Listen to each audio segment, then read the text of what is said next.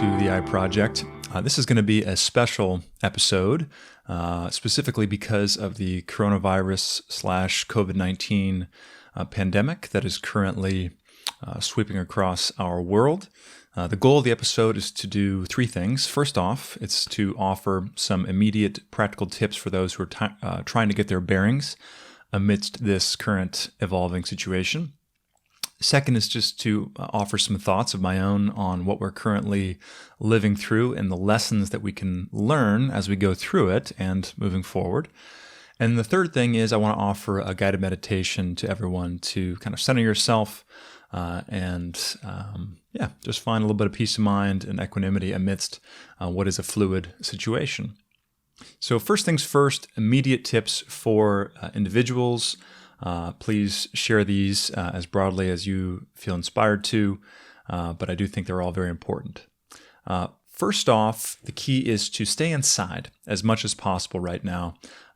Even if you are feeling fine, you might be transmitting the virus to others who are more susceptible or immunocompromised. So be aware of that. Of course, if you want to step out to take a walk, if the sun's out and you want to get some air, of course you can do that. But when you do go out, just make sure that you observe social distancing. I've heard anywhere from 3 to 6 feet. Let's just go with give people a nice wide berth if you're out there walking on the sidewalks, 6 to 10 feet, whatever. No reason not to go big here. Feel free to give each other a lot of space. In terms of stocking up your pantry, plan for a 2-week quarantine. Don't plan for anything too far beyond that, right? You might think you're being smart by stocking up for a month or 2 months or whatever, but effectively you are depriving others of what they need just for their core essentials to get through the next couple weeks. So be smart, but don't be too smart. We're all in this together. We got to remember that. Next big point here is that this virus specifically attacks the lungs.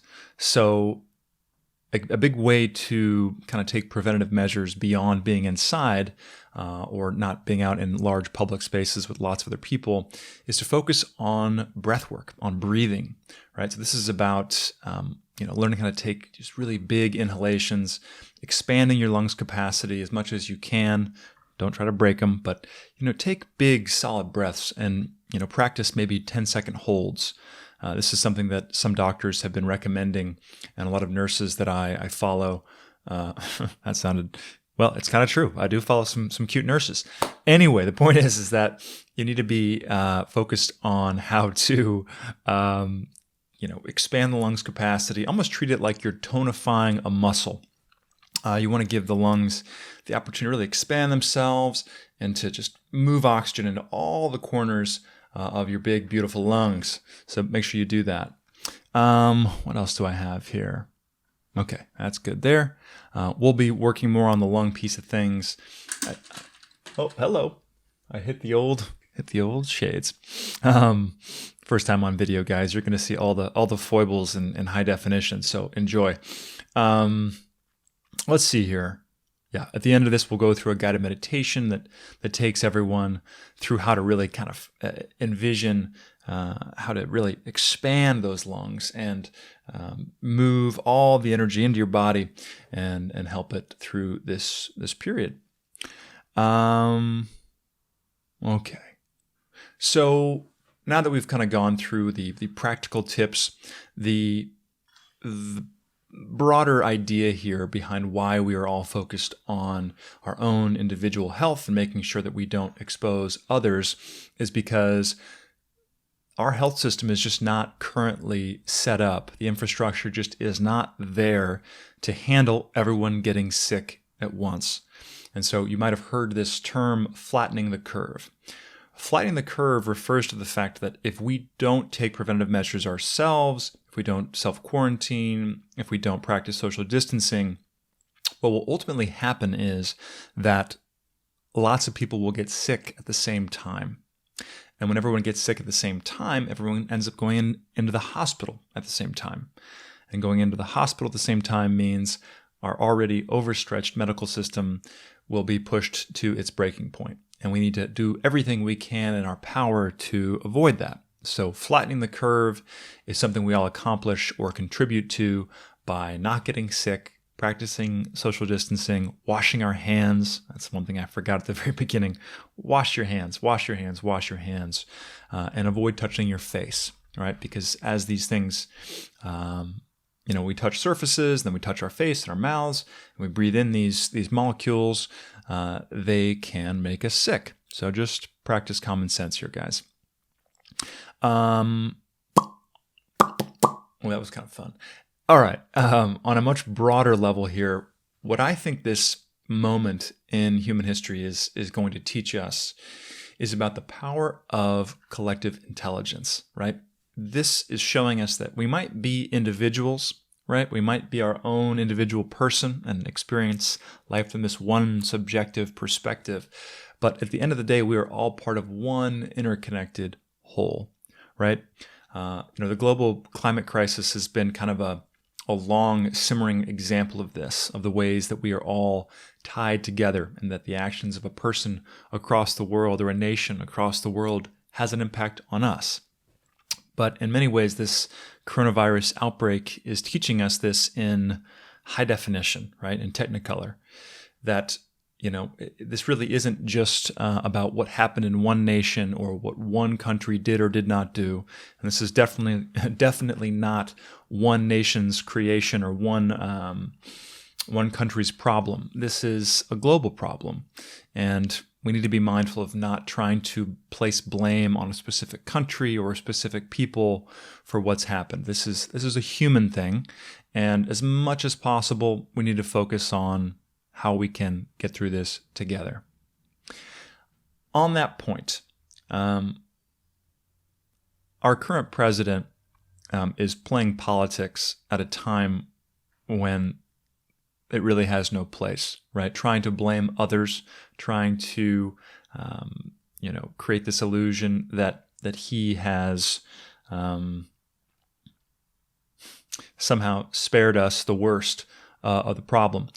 In fact, if you look at many of the decisions that he's made, including disbanding basically the office that was responsible for pandemic response, this is a guy who has not been thinking about the broader whole at all.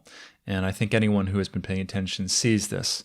But this moment in history and in time should be making that very, very clear. So just don't fall into the trap of believing the narrative that this problem is created by someone else. This is definitely our problem as an entire human race, and everyone needs to just step up and take responsibility, including the president, who doesn't seem to want to take any. Next point here. From where I'm sitting, all the things that I study and explore, the unique situation we have as human beings and living inside human society and civilization is this delicate balance between being individuals, right, of having our own autonomy, our own agency, and yet also being part of this larger system, this larger whole. So you've got self and you've got system, and these things blend in and out of each other, and they're completely interconnected. So the actions of an individual affect the system, and the quality or strength or stability of a system affects the individuals living inside it. So as we enter this unique phase in our history, we need to be thinking about how to balance our own sovereignty, right? Which is a term that Jordan Hall uses quite often, and I encourage everyone here to read up on Jordan Hall's work.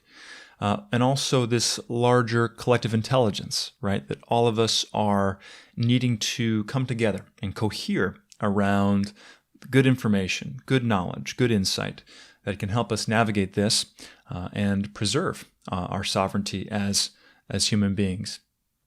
So let's see here. What else?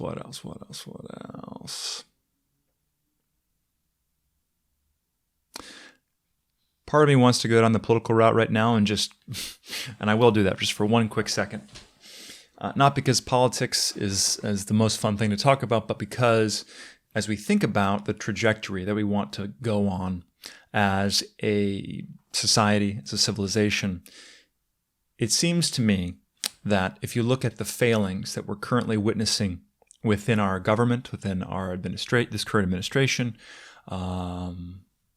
just within the broader system that we have in place, it has overemphasized the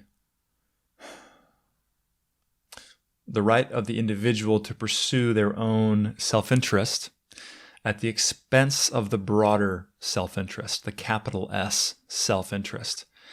If you look at someone like Bernie Sanders, who I think anyone knows I'm a huge fan of, Bernie is someone who I think has a keen understanding that the health of our society and civilization depends on having the proper structure in place to ensure that people don't have to be worried about getting sick. They don't have to be worried about just the basic necessities of life, right? Because when those basic necessities aren't met, when the greed of some at the top, eclipses our concern for our fellow man and woman and whatever gender identification you might have, that creates an unhealthy system. The analogy that I use often is this idea of watering a garden, right? So if you think about this big, let's just say a football field worth of soil, right? If one person or a few people have all the water and they're only interested in creating a little garden in their corner of that field, then the rest of the field goes unnourished or undernourished. And that's not healthy if your goal within that garden is to create fruits and vegetables and things that will feed the whole, right? So essentially what we have within our current system is a lot of people that don't have anything or don't have enough to really get by. And then you have some people that have this massive stockpile of water, right? They're just sitting over there in the corner, sipping it slowly, stockpiling it, when this whole field would be nourished if we could distribute that more effectively. Now, I'm not calling for a distribution of wealth where no one is allowed to accrue wealth. What I am saying, however, though, is that there's a point where you've got enough, and where you having way too much means that the health of that broader system starts to decline, right? It starts to falter. And so when I look at the political landscape that we're entering, even though I know it makes many people uncomfortable to talk about this stuff, since it does seem to connect the dots falsely to things like communism, the reality is that the American system does have what we would call democratic socialist programs, things like Social Security, for example, or things like, the fire department, the police department. These are social services that we pay for that help ensure the health and safety of the broader whole. And as we look at the excesses of capitalism, the ways that it has failed to take into account our intimate, inextricable relationship with the physical environment, it's clear that we need to recalibrate in a very big way. And I do think that this current moment with coronavirus and COVID-19 is showing us that the system we have in place is not currently strong enough to look out for the whole. And when we think about why that's happened, I think it's impossible not to look at the ways that power has concentrated in the hands of the few, who have in many ways engineered or manipulated the government and the instruments of power to benefit themselves at the expense of the broader whole. And I think this moment in our time is going to be showing us the ways that system has been undermined by that kind of behavior. So now that I'm off the political angle for a little bit, let's switch to the opportunity that this moment presents for each of us as individuals, and then we can broaden this out to, or rather return to the meditation. So first off, what's the opportunity of being at home a lot, not being out in public spaces, and having more time to ourselves? Well, as you might have imagined, I'm a big fan of meditating and taking the time to still your mind, find a way to learn the way your mind works. Observe the way that fear and anxiety and stress accumulate inside the mind, and use meditation as an opportunity to still that mind, to quiet it. And even if you can't perfectly quiet it, that's okay. Just the act of turning inward, of learning to observe the mind and not be swept up in its thinking, is a powerful antidote to anxiety and stress. Smoking, gosh, yeah. For a lot of people, smoking is a way to relieve stress. I have many dear friends that smoke. I myself have been known to spark a joint every now and again. But, if you ever need a good reason to put a pause on that, if not a pause on it forever, now's a good time. It's a good time because you're going to need all that lung function in the off chance, or to be honest, the likely chance that you contract coronavirus at some point in time. You're going to want that lung function. So put a pause on the smokes and focus on deep breathing. And we'll come back to that in the meditation momentarily. Read a book, deepen your knowledge. You've got the opportunity to become intelligent on matters that have always sparked your curiosity. Open that book, deepen your knowledge, share that with the rest of us. Use social media to distribute information, wisdom, and insight. Memes are fun and all, and they can help lighten the mood.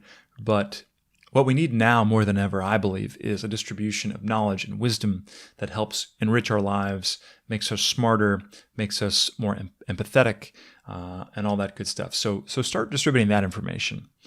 Learn how to cook. Hey, no better time than a 2-week quarantine to learn how to actually make some food. I personally love to cook, and I find that the act of cooking is therapeutic, and I encourage you to try that out. Passion projects. Is there anything that you have always wanted to do? Do you want to write that book? Do you want to start that podcast? If there's ever a good time to start it, it's right now. If you're watching this on a computer, you have the technology to create this, and it's all right in front of you. So if you've got that passion project, start it now. No reason to wait. Other opportunity here. Call your loved ones. Tell them you love them, but also make sure that you are giving them all the information that you have to help them stay healthy and safe. Now is the perfect time to be proactive in our communication so that we can flatten the curve and look out for our loved ones so that we can all get through this together. Let's see here. What do I have next? I think the last big thing here before I get into the guided meditation is this idea of self-interest as looking out for me versus capital S, self-interest, right? Which is the we. So in a time of panic, it's very easy to just say, fuck everybody else. I'm going to look out for me. I'm going to stockpile. I'm going to sit at home and I'm not going to worry about anyone else but myself. No, don't do that. This is the time to look out for me and we, right? This world is ours, and we rely on each other in ways large and small. So if you can help your neighbor in some way, if you have maybe elderly neighbors that are scared to leave home but also need food, give thought to how you can help them, okay? So be looking over or looking around you for people that you can help. Last thing before I get to the guided meditation is if you want to be informed on all future episodes, please be sure to subscribe to the podcast. Now that I'm basically homebound like the rest of you, I've got more time to edit a backlog of episodes. So I'm going to try to get as many of those out as I can to entertain and hopefully enlighten a little bit with a lot of great episodes from folks that I've been speaking with over the course of the past year or so. Things have really gotten kind of backed up because of other projects, but now's a good opportunity to get back on that. So be on the lookout for those. And the last thing is, for those who are interested in receiving updates on my work outside of the iProject, please head over to ClancyHilkene.com where you can find a place to sign up for my email list. I'm going to have a few projects rolling out, hopefully in the next few weeks or months. which I think are going to be increasingly important and relevant in the wake of this coronavirus COVID-19 situation. And I look forward to sharing this with you soon. So with that, how are we doing on time? Okay, we're about 20 minutes. With that, let's turn our attention to the guided meditation. So with that, let me...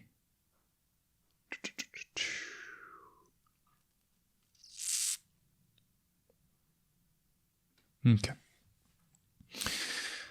So, first things first, I want everyone to get comfortable. Get into a seated position that feels good to you.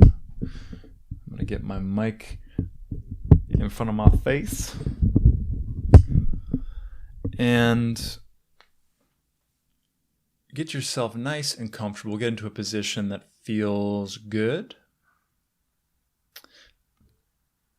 Seated is the name of the game. And the first thing that I want you to do is to just imagine a big, beautiful tree. Maybe this tree over the corner here is a good one to start with. I'll even give you the full view of that beauty. So I want you to imagine a big, beautiful tree that is anchored in the ground, with its roots spreading out into the soil, absorbing oxygen, nitrogen, all these good things to nourish its branches. And I want you to imagine those branches moving up into the sky and dancing in the wind, right? A little breeze blowing through them. Nice, gentle rustle of the leaves. And I want you to think about your lungs as trees themselves. Right? If you actually look at the way that the lung or the lungs are designed, they're essentially inverted trees. Right? They are these branches and stems of oxygen absorbing and distributing magic, right? These are just sponges for oxygen.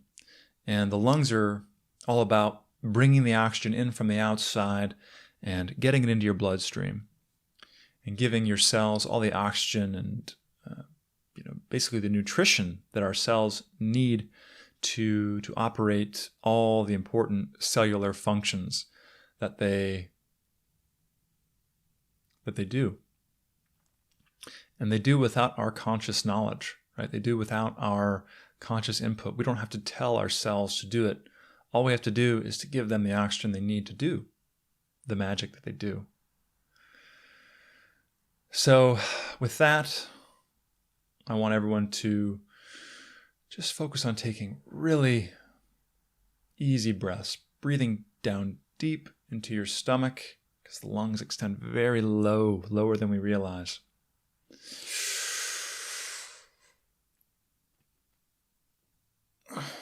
And as you breathe, feel free to just kind of use the oxygen almost like you're giving a massage to your internal organs. All right? That oxygen is kind of just pushing up against your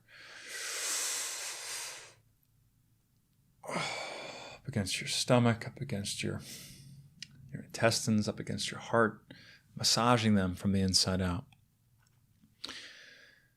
And this is something that they talk about a lot in Qigong, which is an Eastern discipline, essentially an ancient version of breath work. And we just imagine the oxygen moving into our body. You could even envision a white light permeating your cells.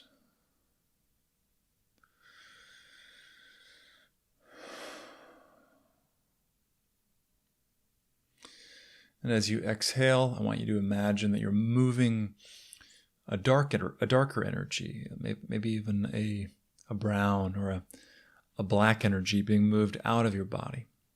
The white energy moves in and the darker energy moves out.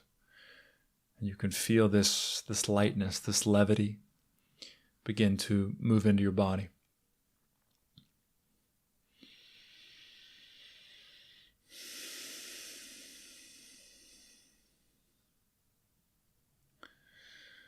I want you to enjoy the sound of Clancey's nostrils breathing all over this mic.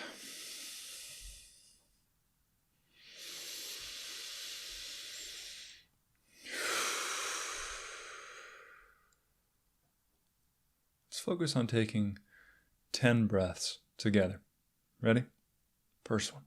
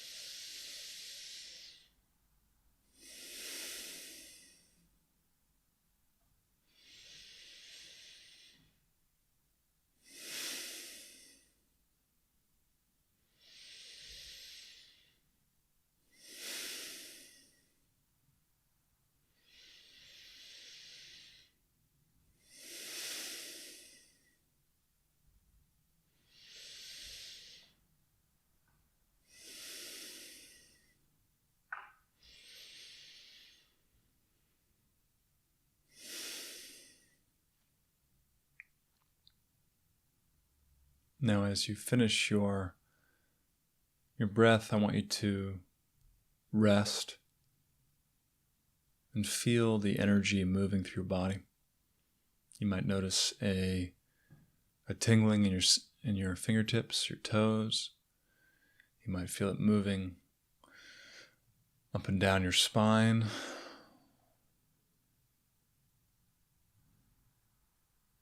This is a good moment to move your awareness into the body, to let it drift beneath all your thinking and your thoughts, to notice any resistance inside the body. There's nothing to do here. If you do notice resistance, instead just be with the resistance. Be with any place that feels stuck. And think about the oxygen that you're inhaling as energy that is meant to go to the place of resistance and to give that resistance the energy that it needs to release. You don't have to believe in any kind of underlying philosophy or spiritual ideas to make use of this. This is simply a very logical, rational practice, right? Of thinking that, or knowing that, the oxygen you breathe enriches your cells, that your circulatory system moves that energy through the body. And with our mind, we are able to consciously direct our awareness to those parts of our body that want our attention, right?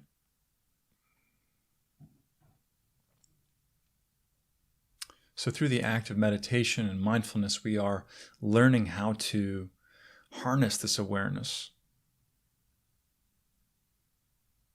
And I just noticed that my disc is about to be full. So I'm going to have to cut this meditation shorter than I wanted to, but I'll free up some disk space and come back soon. But for now, everyone, breathe deep, wash your hands, stay inside if you can, practice social distancing. We're going to get through this.